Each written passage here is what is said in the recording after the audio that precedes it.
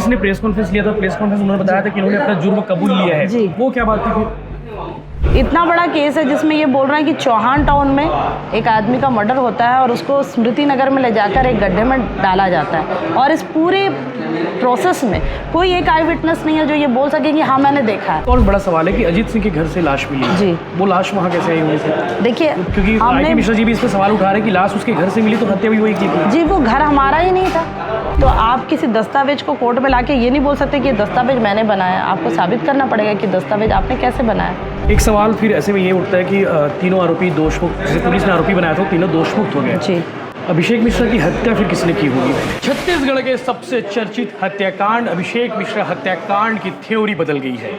Theory बदलने की वजह से जो है जिन्हें आरोपी पुलिस ने बनाया था वो आरोपी दोषमुक्त हो गए और जिनकी तस्वीर आप देख पा रहे हैं, उमा भारती साहू आज हमारे साथ मौजूद हैं, जिन्होंने विकास जैन, अजीत सिंह के तरफ से केस लड़ा और पूरी थ्योरी, पूरा केस ही बदल दिया। मैम ये कहना सही है कि थ्योरी बदल गई, केस बदल गया क्योंकि दोषमुक्त हो गए जिन्हें पुलिस ने आरोपी बनाया था? जी। प्रोसिक्यूशन की जो थ्योरी थी उसे हमने पूरी तरह से ध्वस्त कर दिया है क्योंकि प्रोसिक्यूशन की स्टोरी के अनुसार ही पूरा केस चलता है और डिफेंस का काम रहता है प्रोसिक्यूशन की स्टोरी को ध्वस्त करना। तो हमने प्रोसिक्यूशन की इस थ्योरी को ख़त्म किया है। जी। तो आप कह सकते हैं कि विकास जैन और अजीत सिंह ने हत्या नहीं की है? जी बिल्कुल। आपके हिसाब से? हाँ मेरे हिसाब से तो बिल्कुल नहीं की है जी। कि हमारे लिए तो हमारे जो क्लाइंट है उन्होंने इस तरीके का काम नहीं किया। इसी को बचाव को लेकर हम शुरू से चालू हुए। जी। जो हमारा फर्स्ट डे था इस केस में वो फर्स्ट उसी से चालू हुआ कि हमने ये नहीं किया है। जी। कौन कौन से पॉइंट थे जिनकी से आप लोगों ने कहा कि जो हत्या का आरोप लगा है वो हत्या इन्होंने नहीं की, हत्या इन्होंने नहीं की है? कौन कौन से पॉइंट थे? देखिए सबसे पहले हमने तो इसकी गिरफ्तारी को भी चैलेंज किया था कि गिरफ्तारी जो है वो गलत तरीके से हुई है। किमसी को दिल्ली में अरेस्ट नहीं किया गया था, दिल्ली में उठाया गया था, उसको इलीगल उसकी डिटेनिंग की गई थी। महिला होके भी उसको एक कमरे में रखा गया था किसी होटल में और उसके बाद वहाँ से फ्लाइट के थ्रू यहाँ लाया गया था। और नंबर 1 पहला नंबर। और किमसी के उस डिटेंशन को पुलिस ने दिखाकर विकास और अजीत सिंह से ये बुलवाया कि तुमने ये किया है, तुम ये मानो। और उस सारे जो 3rd डिग्री जितने टॉर्चर्स होते हैं वो विकास और अजीत सिंह उस चीज़ से गुजर चुके हैं। और उसके बाद कितने राउंड से पूछताछ की होगी? देखिए इनसे तो बहुत ज़्यादा मतलब मारपीट और सब चीज़ों से उनके साथ हुआ है। और विकास और अजीत ने बताया आपको? जी जी बिल्कुल। मेरे क्लाइंट ने मुझे बताया कि उनको ये हुआ था और जब वो जेल में थे तो उनका इलाज भी चला है इसी उसमें। तो उसके बाद फिर ये गिरफ्तारी वगैरह करके इसको शो किया गया, गिरफ्तारी वगैरह उनको कोरे कागजों में साइन कराया गया और उसके बाद ये सारी चीज़ें उनके सामने पेश की गई। उसमें पुलिस ने प्रेस कॉन्फ्रेंस लिया था। प्रेस कॉन्फ्रेंस उन्होंने बताया था कि इन्होंने अपना जुर्म कबूल लिया है जी। वो क्या बात थी फिर? देखिए पुलिस ने, ये तो पुलिस हर जगह करती है कि हर मुजरिम को पकड़ने के बाद वो बोलती है कि इसने जुर्म कबूल कर लिया और ये मुजरिम है। लेकिन इसका मतलब ये नहीं कि वो तो कोर्ट डिसाइड करेगी। वो पुलिस का अपनी विवेचना है। पुलिस उस हद तक जाती है कि हाँ वो अपना काम करती है, लेकिन जो न्याय का स्तंभ है वो डिसाइड करता है कि ये इसने किया है या नहीं किया है। पुलिस आरोपी बनाती है लेकिन आरोपी साबित करना वो न्यायालय का काम, वो वहाँ तय होता है। जी जी। और ऐसी कौन सी वजह थी जिसकी वजह से ये दोषमुक्त हुए? कौन सी वजह? देखिए सबसे इम्पोर्टेंट चीज़ ये थी कि ये इस पूरे केस में कोई आई विटनेस नहीं था। ये पूरी परिस्थिति जन्य साक्ष्य पर आधारित थी। किसी ने आंखों से नहीं देखा है कि इसको इसने मारा है या इसको इसने गाड़ा है, हाँ, या उठा के ले गए। देखिए इतना बड़ा केस है जिसमें ये बोल रहे हैं कि चौहान टाउन में एक आदमी का मर्डर होता है और उसको स्मृति नगर में ले जाकर एक गड्ढे में डाला जाता है और इस पूरे प्रोसेस में कोई एक आई विटनेस नहीं है जो ये बोल सके कि हाँ मैंने देखा है। देखिए चौहान टाउन में जो है वो बहुत ही मतलब पॉश एरिया में है और वहाँ पे मोबाइल कैमराज हैं, हर जगह कैमराज लगे हुए हैं और आप उसको कर सकते थे, पकड़ सकते थे। अगर ले गए थे तो लाना था आपको कैमरा, ऐसे सबूत लाने थे, चौकीदार लाने थे जो ये बता सके कि कभी अभिषेक मिश्रा चौहान टाउन गया था या नहीं गया था। तो हम तो यही नहीं मानते, हम तो पुलिस की थ्योरी को ही नकारते हैं कि कभी भी अभिषेक मिश्रा चौहान टाउन किमसी के घर नहीं गया था। थ्योरी नहीं, गलत है। जी ये गलत है, पुलिस की बनावटी थ्योरी आपके कहना है। जी क्योंकि किमसी के घर का जब पुलिस ने पंचनामा तैयार किया उनको वहाँ किसी तरीके की कोई ब्लड स्टेन्स कोई भी चीज़ें नहीं मिली, जबकि पुलिस ने वहाँ से जी किमसी चौहान टाउन में रहते थे और वहाँ के उन्हीं के कपड़े वपड़े उन्होंने पुलिस ने ले लिया वहाँ से और उसको फिर बाद में सबूत बना दिया। पुलिस की थ्योरी में ये है कि अभिषेक मिश्रा चौहान टाउन गया था जी, जहाँ उसके ऊपर हमला हुआ। जी चौहान टाउन गया था पुलिस की थ्योरी ये थी, पुलिस का विवेचना यह था कि अभिषेक मिश्रा अपने कॉलेज से चौहान टाउन गया और किमसी के घर गया और किमसी पे उसने शारीरिक हमला करने की कोशिश की, उसके शायद बलात्कार करने का या कोई भी उनका कहना था, संबंध बनाने की कोशिश की। और उसी समय विकास और अजीत सिंह आए और उन्होंने उसको ऐसा देखा और उसको मार दिया जी। ठीक है, तो जहाँ तक मारने की बात हुई है तो मज़ेदार बात कि पोस्टमार्टम रिपोर्ट में कहीं भी इंजरी नहीं पाई गई, हेड इंजरी पूरी बॉडी में, no head injury, head injury overruled लिखा हुआ है उसमें, मतलब हेड इंजरी बिल्कुल मुमकिन नहीं है, वो नहीं है उसमें, किसी प्रकार की इंजरी नहीं, बॉडी में कोई ब्लड के स्टेन्स नहीं, कुछ नहीं पाए गए, कोई खरोच नहीं, कोई मार के निशान नहीं। ठीक है, अगर किसी व्यक्ति को इतने ज़ोर से मारा जाए कि वो मर जाए तो उस नेचुरल सी बात है कि वो कितना जोरदार होगा कि उसकी हड्डी टूटेगी, स्कल पे अगर वार होता तो स्कल टूटता है, हेमरेज होगा, ब्रेन कुछ तो होगा, लेकिन इसमें कुछ नहीं आया। और मज़ेदार बात कि विवेचना के दौरान पुलिस ने वो लोहे की रॉड भी जब्ती कर ली जिससे कहा गया कि इसको मारा गया, जब मारा ही नहीं गया तो लोहे की रॉड जो है वो कहाँ से आ गई, इंजरी भी नहीं, उसमें इंजरी ही नहीं जी। एक और बड़ा सवाल है कि अजीत सिंह के घर से लाश मिली जी, वो लाश वहाँ कैसे आई हुई थी? देखिए, क्योंकि आईपी मिश्रा जी भी इस पर सवाल उठा रहे हैं कि लाश उसके घर से मिली तो हत्या भी वही की थी जी। वो घर हमारा ही नहीं था, वो घर अजीत सिंह का नहीं था, रेंट पे थे जी, रेंट पे थे, रेंट पे अजीत सिंह नहीं था। इन्होंने रेंट एग्रीमेंट एक माननीय न्यायालय के समक्ष सत्र न्यायालय में प्रस्तुत किया था, जिसको मैंने चैलेंज किया था।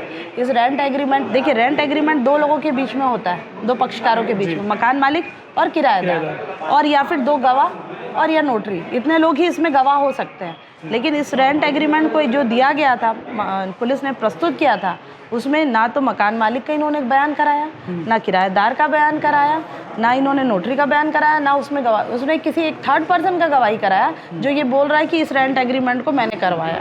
तो आप किसी दस्तावेज को कोर्ट में लाके ये नहीं बोल सकते कि दस्तावेज मैंने बनाया, आपको साबित करना पड़ेगा कि दस्तावेज आपने कैसे बनाया। तो एग्जिबिट मार्क बस करवा दिया गया था। इसको मैंने माननीय हाई कोर्ट में मैंने इसी बात को उठाया कि सर ये जो मकान जिसको आप बोल रहे हैं, इसके संबंधित किरायानामा जो है वो हमारा घर है ही नहीं, ये किसी प्रीतपाल सिंह का बता रहे हैं और मकान मालिक भी कोई और है। तो ना तो उसका बयान हुआ और ना मकान मालिक का बयान हुआ, ना किराएदार का बयान हुआ, तो हम इसमें कैसे इन्वॉल्व हुए? तो अजीत सिंह का घर भी नहीं है वो जी, लाश कैसे है वो भी उसको नहीं मालूम जी, हमको नहीं पता। एक और सवाल है, विकास जैन के बारे में ये पता चला कि विकास जैन ने खुद ही अपने जो है कानूनी लड़ाई थी वो बाकी उन्होंने लड़ी है, वो क्या चीज़ था? देखिए विकास जो है इस केस में फंसने के पहले रोबोटिक्स का बहुत बड़ा मास्टर, मतलब इंजीनियर था वो रोबोटिक्स का, और बहुत ही शार्प और तेज लड़का है वो पढ़ाई में, ठीक है, और बहुत शांत प्रवृत्ति का लड़का है। इतना बड़ा मतलब होना, मैंने जब तक यहाँ पूरे 8 सालों से मैं उसको जान रही हूँ, तो उसकी साइकोलॉजी समझ में आ रही है। वो उस तरीके का कोई क्रिमिनल नहीं है कि जो उसने सोच समझ के ऐसे कुछ थ्योरी दी हो। और विकास की कुछ बुक्स है मैकेनिक्स रोबोटिक्स पे जो फॉरेन में भी चलती है, और उसने एक कार भी बनाया था जिस पे उसको अवार्ड मिला था। तो विकास के बारे में मैं यही जानती हूँ कि वो इस तरीके के उसमें नहीं कोर्ट के जज के सामने उन्होंने सब बातें रखी है वो तो इसकी वजह से वो बहुत, उसने कहा कि मैं इस केस को खुद पढ़ना चाहता हूँ। उसने अपनी पढ़ाई खुद की, फिर एविडेंस एक्ट और CRPC IPC की सारी बुक्स में उनको ले जाके प्रोवाइड करती थी। माननीय न्यायालय से मैंने परमिशन लिया था जेल से, और वो जो बुक बोलता था मर्डर ट्रायल की उसने बुक पढ़ी थी, IPC CRPC, और बहुत अच्छे से उसने अपनी पढ़ाई की थी, और उसको इस बात का कॉन्फिडेंस था। उसने कहा कि दीदी मैं इस केस को अच्छे से लड़ सकता हूँ अगर मुझे हाई कोर्ट, हाँ, तो हाई कोर्ट में उसको विशेष अनुमति दिलाई गई। हाई कोर्ट में खड़े होने का ये पहला मौका था छत्तीसगढ़ हाई कोर्ट का कि कोई अपराधी स्वयं खड़ा होके वहाँ पे अपने केस के लिए बहस करे। बहस जो गवाह थे उनसे बहस करते? नहीं, गवाह से नहीं।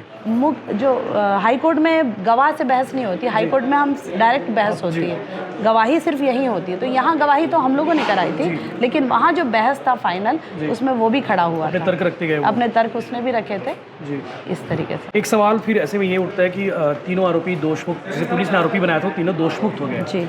अभिषेक मिश्रा की हत्या फिर किसने की होगी? देखिए ये जो है बर्डन ऑफ प्रूफ सेक्शन 101 जो है वो एविडेंस एक्ट, वो बर्डन ऑफ प्रूफ जो है वो रिलाई करता है प्रोसिक्यूशन पे। सरल शब्दों में अगर बताएं, जब भी कोई केस कोर्ट में आता है और चालान पेश होता है क्रिमिनल केस, तो जो चालान पेश करने वाले अभियोजन पक्ष है उन्हीं को प्रूव करना पड़ता है कि मैं आरोपी हूँ या नहीं, ठीक है। तो ये बर्डन ऑफ प्रूफ उन पे है, अभियोजन पे। अभियोजन ही बताएगा, वो ज़्यादा अच्छे से बताएगा जी, पुलिस ही अच्छे से बता पाएगी। अभियोजन पक्ष जो है सरकारी वकील जो है वो ही बता पाएंगे कि इसकी हत्या किसने की है। तो फिर अगर अब तो दोषमुक्त हो गए हैं, आगे सुप्रीम कोर्ट जाएंगे तो बात का विषय है, लेकिन अब आरोपी तो मानना पड़ेगा किसी न किसी को। जी, अब क्या होगा?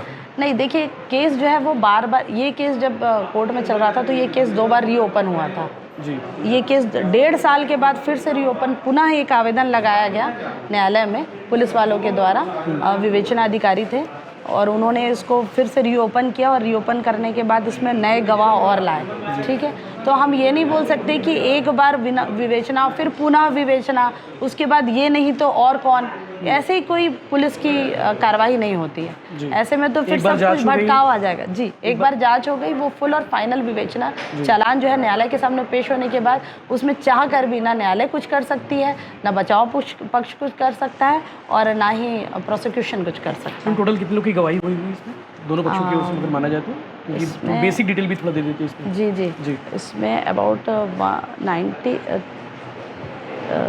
याद नहीं आ रहा मुझे, लेकिन 50-60 गवाहियाँ हुई हैं जी, दोनों पक्षों और की ओर से। हाँ, और इसमें 150 से ज़्यादा डॉक्यूमेंट्स जो हैं वो एग्जिबिट हुए हैं। टोटल पेज क्या रहे होंगे संख्या फैसले की? बहुत मोटी फाइल थी। फैसले की कॉपी तो 87 पेज की है, 87 जो हाई कोर्ट की है। बाकी दस्तावेज जमा होते होते 9 साल में, दस्तावेज जो बहुत सारे हैं, 8-9 साल में काफ़ी हो बहुत गए सारे दस्तावेज थे उसमें। ठीक है, और कोई जरूरी बातें मैडम जो जानना जरूरी, जो सरल शब्दों में हम बता सकें? और देखिए, ये केस जो है वो परिस्थितिजन्य साक्ष्य पर आधारित थी। क्या होता है मैडम परिस्थितिजन्य साक्ष्य? परिस्थितिजन्य साक्ष्य वो होता है कि जब कहीं आई विटनेस नहीं होता जी, तो वहाँ पे, ना हो, हाँ, जब कोई देखा ना हो, मारते हुए किसी ने नहीं देखा, आई विटनेस मतलब चक्षुदर्शी कोई साक्ष्य अगर ना हो जी, और आप सिर्फ प्रिजम्पशन ले रहे हैं, मे बी ऐसा हो सकता एक वर्ड है हमारे उसमें परिस्थितिजन्य साक्ष्य के लिए ही मे बी वर्ड है।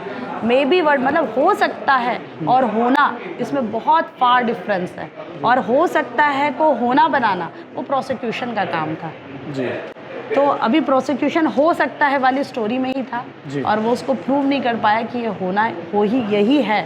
तो फिर और उसमें परिस्थितिजन्य साक्ष्य में होता है कि एविडेंसेस अलग अलग रहते हैं, उसको चैन बना के प्रस्तुत किया जाता है। तो इसमें सारे एविडेंस बिखरे हुए थे, उसका कोई एक चैन कड़िया जुड़ी नहीं थी जी। और परिस्थितिजन्य साक्ष्य को फॉलो करने के लिए जो प्रिंसिपल लेट डाउन किए गए हैं माननीय सुप्रीम कोर्ट के द्वारा, शरद बृजचंद एक न्याय दृष्टांत है, उसमें वो प्रिंसिपल को यहाँ पे बिल्कुल भी फॉलो नहीं कर पाया और प्रोसिक्यूशन ने साबित नहीं कर पाया। इस केस में किसी केस का ब्रीफिंग भी दिए होंगे इस केस के मुताबिक? जी, इसमें मुख्य ब्रीफिंग एक शरद बृजचंद था और एक भूरी देवी वाला केस था छत्तीसगढ़ हाई कोर्ट का ही। अच्छा, भूरी देवी, शरद बृजचंद जो है वो सुप्रीम कोर्ट का है। इसमें principle laid down for circumstantial evidence cases पे था, परिस्थितिजन्य साक्ष्य पे। और भूरी देवी वाला छत्तीसगढ़ हाई कोर्ट का केस था, उसमें जब इसमें ये कहा गया कि किसी से कॉल पे बात कर लेने से या किसी का कॉल डिटेल दिखा देने से ये साबित नहीं होता कि मोबाइल में क्या बात हुई और क्या नहीं हुई। इस केस में पुलिस ने वो थ्योरी बताई थी क्या, कॉल डिटेल? जी, कॉल डिटेल की थ्योरी इसमें आई थी जी। तो हमने ये वाली, पुलिस ने क्या कहा था मैम इसमें? कि लास्ट कॉल जो है वो किमसी को हुआ था, अभिषेक मिश्रा का, और उन्होंने एक लोकेशन निकाला था। लोकेशन के हिसाब से ये बताया था कि विकास और अभिषेक और किमसी का लोकेशन एक जगह एक साथ बताया जा रहा है। लेकिन जब उसमें हमारे यहाँ अभियोजन के जो साक्षी आए थे, रिलायंस के नोडल अधिकारी पंकज रमैया, जिसका मैंने क्रॉस किया था प्रति परीक्षण, उनके ही क्रॉस में ये आया 4 CDR इसमें पेश किए गए थे, मोटे मोटे सभी मोबाइल का पूरा डिटेल था उसमें, किस मोबाइल कितने बजे कॉल आया, कितने बजे मैसेज हुआ, जो CDR जो होता है वो पूरा पेश किया गया। उसका हमने थॉरोली स्टडी किया और ये चीज़ सामने आ गई कि एक ही मोबाइल, ये सभी के मोबाइल जो है लोकेशंस, एक दिन जिस दिन बोला गया कि अभिषेक मिश्रा को इस दिन मारा गया था, उस दिन उस जगह पे कहीं एक साथ नहीं दिखाई गई। अच्छा, लेकिन पुलिस ने ऐसा कहा है? पुलिस ने कहा है, लेकिन उनकी पुलिस कुछ कहती है और उनके ही दिए गए जो गवाह हैं वो कुछ और कहते हैं जी। तो डॉक्यूमेंट्स को तो आप नहीं झुटला सकते, आप व्यक्ति को झुटला सकते हो लेकिन दस्तावेज को तो नहीं झुटला सकते। तो CDR जो है वो पुलिस ने ही पेश किया था, जिस CDR पे हमने क्रॉस किया और ब्रीफिंग की जी। पूरी जो बात थी कागजों पे थी जी, पूरी कागजों पे थी। ठीक है, तो उमाभारती साहू मैडम थी, जिनसे पूरी बातचीत होगी। बहुत सारे सवाल उठ रहे थे, उन सवालों के जवाब मैम ने बहुत सरल शब्दों में बता दिया है कि इस केस में क्या क्या थे जिस पे बातचीत जरूरी थी और फैसला आ गया है। आगे जो भी होगा अपडेट हमको आपको बताएंगे। मैम, एक सवाल और है, IP मिश्रा जी ने कहा कि हम इस मामले को लेकर वहाँ जाने वाले हैं, सुप्रीम कोर्ट जाने वाले हैं। तो अब वहाँ क्या हो सकता है इसमें? देखिए सुप्रीम कोर्ट में भी वो अपील करेंगे जी, इस चुनौती देंगे इस हाँ फैसले को। चुनौती देंगे इसको, इस फैसले को जी। और फिर हमें नोटिस जी। आएगी और हम फिर सुप्रीम कोर्ट वहाँ भी में हम तर्क फिर पेश वहाँ पे करेंगे। तर्क पेश करेंगे। सुप्रीम कोर्ट में भी फाइनल तर्क ही होगा। जी। बाकी गवाही जो है वो यहाँ जो बेस बन चुका था जी। वो सेशन कोर्ट में यही सारे वही डॉक्यूमेंट, रहेगा। यही सारे गवाह वहाँ यही भी सारे उस वही पे रहेंगे। बात होगी। बस उसी पे बात होगी, ठीक है। कुछ नया तो कहीं से आ नहीं सकता उसमें। जी, शुक्रिया मैम। तो हमारी बातचीत कैसे लगी आप हमें कमेंट करके बताइए इस विषय पर, और आपके मन में कोई सवाल होगा जिस पर हम बात करना चाहते हैं उसको आप हमें कमेंट करके बताइए ताकि बाद में मैम से हम उस पर जवाब ले सकें। जय हिंद, जय जोहार, जय श्री कृष्ण।